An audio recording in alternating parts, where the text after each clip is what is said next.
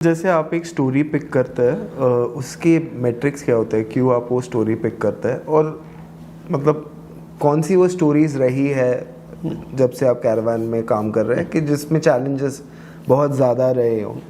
But it's still के public interest में है तो आप लोग ने डाली है ये स्टोरीज बाहर।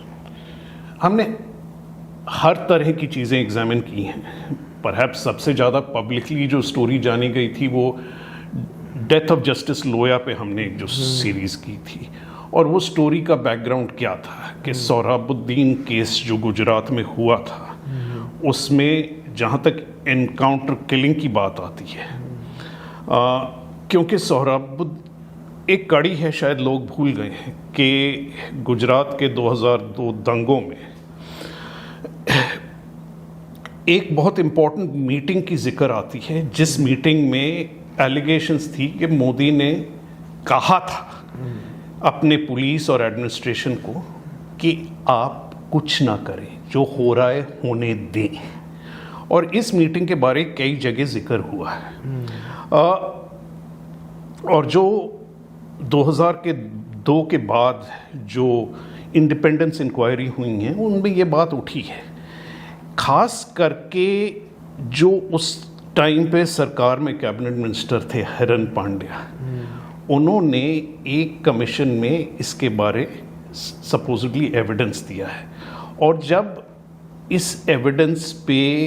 ऑन द रिकॉर्ड कोई रिकॉर्डिंग होनी थी उसके पहले हिरन पांड्या का मर्डर हुआ, और उस मर्डर पे सवाल आज तक खड़े हुए हैं। कोर्ट्स ने कई जजमेंट दी हैं, मेरे हिसाब से कोई भी जजमेंट सेटिस्फैक्ट्री नहीं। उस जगह की जो एविडेंस है वो कोर्ट जजमेंट एड्रेस नहीं करती है। आप एक कार में पाए गए हैं मरे हुए, एंट्री वुंड नीचे से है, और कहा गया है कि आप वहीं पे मारे गए हैं, कार में शीशा इतना सब खुला हुआ है, उस कार में नीचे से एंट्री वुंड कैसे हो सकता है, उसका कोई भी फोरेंसिक जवाब आज तक नहीं मिला है। वो जो कड़ी है उस मर्डर की, उसके सस्पेक्ट्स की, वो घूम फिर के सोहराबुद्दीन से कनेक्ट होती है, और जब सोहराबुद्दीन का जो ट्रायल होता है उसमें एक जो मेन वो आज हमारे होम मिनिस्टर हैं, 10 साल से होम मिनिस्टर रहे हैं अमित शाह, और इसकी जो ट्रायल चलती है वो ट्रायल गुजरात से हट के बॉम्बे में होती है, स्पेशल कोर्ट में होती है, जहाँ पे सुप्रीम कोर्ट ने ऑर्डर दिए हैं कि ये जज बिना चेंज के हियरिंग करेगा। तो एक जज जब जजमेंट के पहले उनकी ट्रांसफ़र हो जाती है, ये ट्रांसफ़र होनी नहीं चाहिए थे, उसके बाद जज लोया उस जगह पे आते हैं।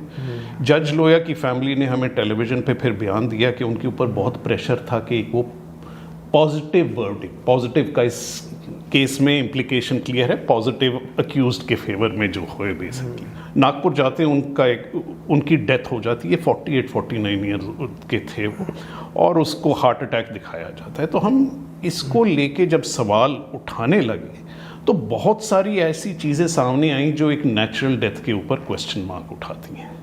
और ये हमने सीरीज़ ऑफ रिपोर्ट्स में इसे कवर किया है, नागपुर से लेके दिल्ली तक। फैमिली क्या सोचती है, फैमिली ऑन रिकॉर्ड कहती है कि 100 करोड़ का ऑफर था जज लोया को, और उन्होंने नाम भी लिया है कि किस जज ने वो ऑफर दिया, ये सब कैमरा पे है। तो इस पीरियड पे फाइनली जाके जज लोया के डेथ के बाद एक और जज अपॉइंट होते हैं, वो कुछ चंद दिनों में हज़ारों पेजेस की टेस्टिमनी पढ़ के एक पॉजिटिव जजमेंट देते हैं। और फैमिली का ये भी टेलीविज़न पे रिकॉर्ड है कि डर था कि भाई अगर ये जजमेंट आएगी तो उस दिन शोर होएगा, बहुत शोर होएगा। तो उनको कहा जाता है, एटलीस्ट सुनने को ये मिला था कि आप फिक्र ना करें, और जिस दिन वो जजमेंट आती है उसी दिन MS धोनी अपना क्रिकेट से रिटायरमेंट अनाउंस करते हैं। उस दिन मेन खबर जो चलती है वो धोनी के रिटायरमेंट की खबर चलती है। मैं ये नहीं कह रहा कि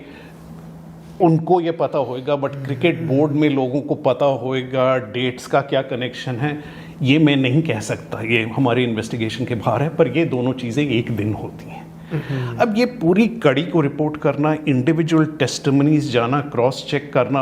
हॉस्पिटल्स में जाके रिकॉर्ड्स एग्जामिन करने, पोस्टमार्टम की कॉपीज निकालनी, पोस्टमार्टम में जो आदमी वहाँ पे मौजूद थे उनसे बात करनी पहले, उनको ढूंढ के। ये हमारे यंग रिपोर्टर्स 2-3 खास कर निकिता सक्सेना, अतुल, इन्होंने बहुत अच्छा काम किया है नागपुर में जाके। और नागपुर में ये चीज़ें जाके रिपोर्ट करना आसान नहीं है, एक डर का माहौल रहता है। अमित शाह का नाम पीछे मंडरा रहा है इस पूरी रिपोर्टिंग, और ये सरकार तब मोदी सरकार ही पावर में थी जब ये सब हुआ है। तो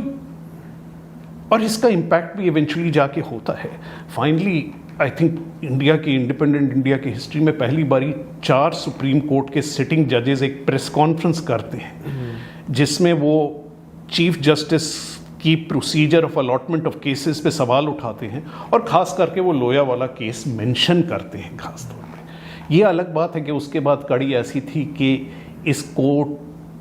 इस केस को कोर्ट में टेकअप किया जाता है, उसमें कैरवान को पार्टी नहीं बनाया जाता किसी भी तरह से, तो हमारी जो एविडेंस है वो सामने पेश नहीं होती है। केस सेटल हो जाता है, कह देते हैं कि इन्वेस्टिगेशन की ज़रूरत नहीं है और आगे मामला खुल नहीं सकता है, तो बात वहाँ पे रुक जाती है। पर जितने सवाल जो हमने उठाए थे, जितनी जो एलिगेशंस हैं, ये सारी की सारी अभी भी पब्लिक डोमेन में है और इनके कोई जवाब अभी तक सामने आए नहीं हैं। तो जो सवाल हमने उठाए थे, जो एविडेंस हमने पेश की थी, वो आज भी एक नेशनल चैलेंज है कि ये सब होते हुए एक जज की डेथ हो सकती है और हम उसे बेरी कर सकते हैं विदाउट पब्लिक एग्जामिनेशन। तो एक ये स्टोरी थी।